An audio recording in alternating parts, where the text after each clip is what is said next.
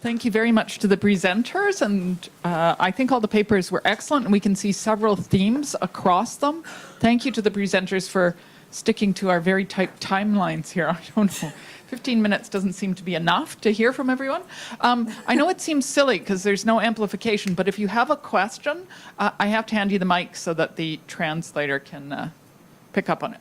So I'll come over here, and we'll maybe gather a few questions. I feel like Ellen DeGeneres, Oprah or someone. Yeah. Thanks so much for the presentations. They're great. I just had a couple questions, one and a half for Kendra and one for Lorena. So Kendra, so interesting. Really great to hear it. And one of the things I wondered listening to you is whether, especially the unions of elder care workers in BC, the ones without certain formal qualifications, are advocating or behind this push, I suppose, to the extent that there is a push for broader based bargaining, and if that push is somehow connected to financialization, or could it be? Because I really found your comments about financialization in this industry interesting, and one might imagine that if you could organize in that way, you could perhaps see some movement. And then the other thing, I was dying to hear more about what they were doing about scheduling, but you might not have time for that.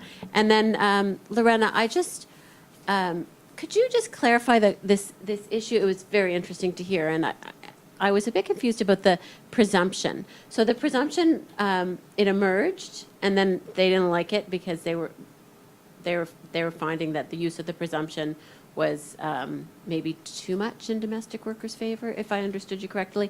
And then they withdrew it, and then they have now reset the presumption again. If you could just tell us a little bit more about that, I'd be really interested. I know there were other hands. Where were their hands? No hands? I imagined that. Oops. Okay. Oh, I'm sorry about that.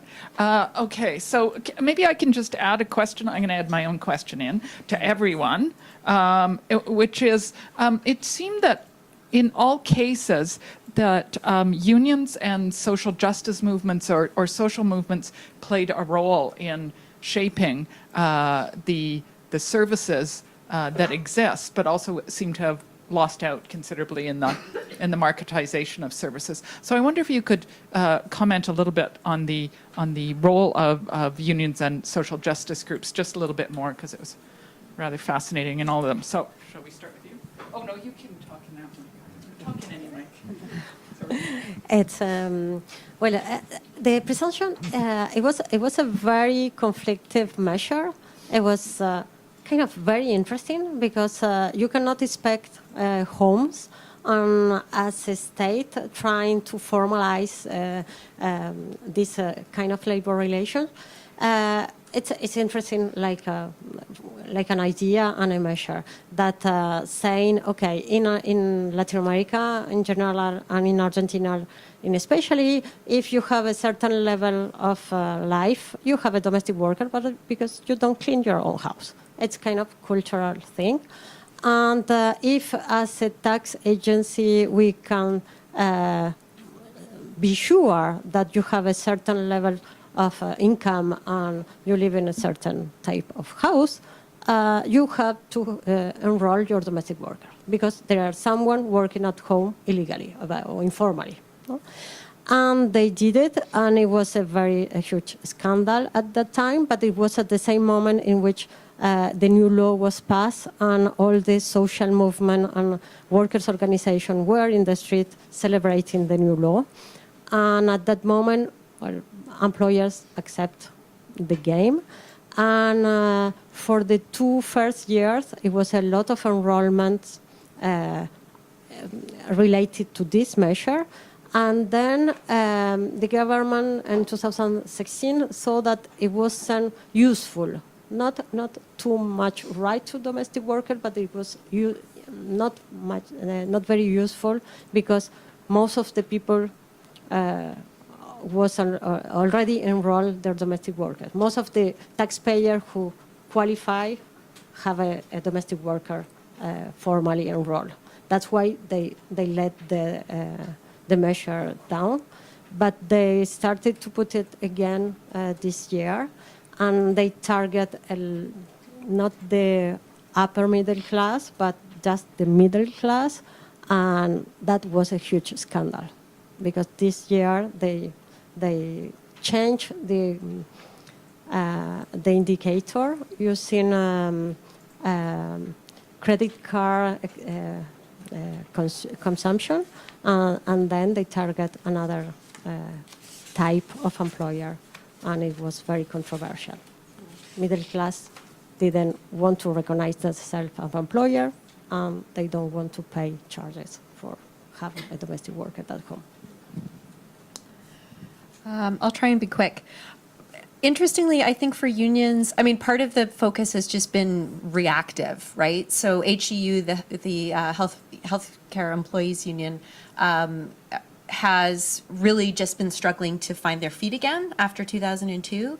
So sectoral bargaining or broader-based bargaining is kind of on the radar, but really what they've been advocating for is more funding. So it's going to be interesting to see where that goes because the NDP has now started to provide more funding, but with very little accountability to ensure that it goes directly to frontline hours.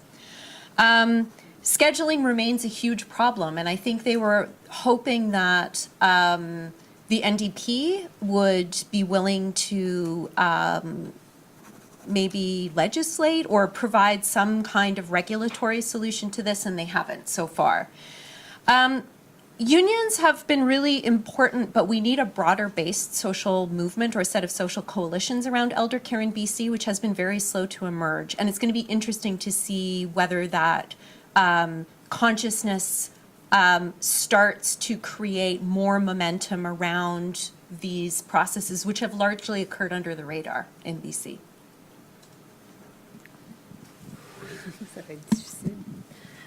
Alors, sur la question des syndicats, pour que les travailleuses du secteur public aient vu reconnaître leurs qualifications dans ce travail historiquement dévalorisé, il a fallu que les syndicats les soutiennent de pair avec le mouvement féministe à la fin des années 70. Mais par la suite, ces travailleuses ne semblent pas avoir, et ça je ne l'ai pas étudié, mais ce qu'on voit en tout cas, c'est qu'elles semblent peu représentées dans l'appareil syndical. Elles sont représentées par des hommes, les travailleuses dans les services d'aide à domicile.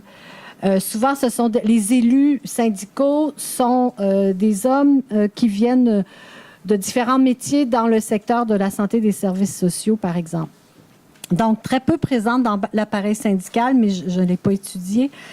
Mais sinon, le problème actuellement, c'est le problème de l'organisation, de la syndicalisation, de la représentation collective des précaires, des travailleuses dans des formes d'emploi atypiques et en plus dévalorisées sur la base du genre, de la racisation, de l'âge, des travailleuses aussi qui beaucoup sont âgées. Donc, les syndicats, là, échouent beaucoup à trouver des voies en dehors des sentiers battus, des stratégies traditionnelles.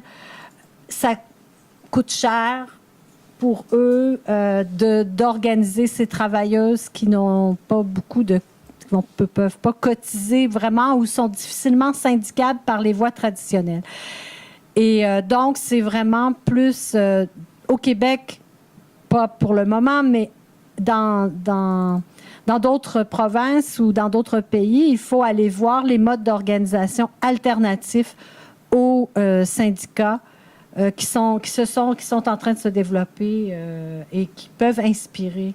Peut-être parce que, pour l'instant, les syndicats ne semblent pas, dans le secteur de l'aide à domicile, en tout cas, développer des stratégies innovatrices pour rejoindre ce secteur en expansion qui n'est pas syndiqué pour la plus grande partie. Peut-être dans le même ordre d'idée, parce que moi, je travaille sur des travailleuses qui restent très, très, très invisibles actuellement, dont la situation ressemble étrangement et de beaucoup à nos travailleuses à la garderie, aux éducatrices. Donc, moi, ce que ça me dit pour l'instant, c'est que la lutte va falloir qu'elle passe à travers les parents, comme dans le cas des centres de la petite enfance, pour arriver finalement à organiser collectivement, faire entendre nos besoins et ensuite l'action syndicale viendra après cette mobilisation-là, parce que nous, on est vraiment à la base là, actuellement, mais au moins, on a l'exemple du réseau des services de garde québécois pour nous inspirer.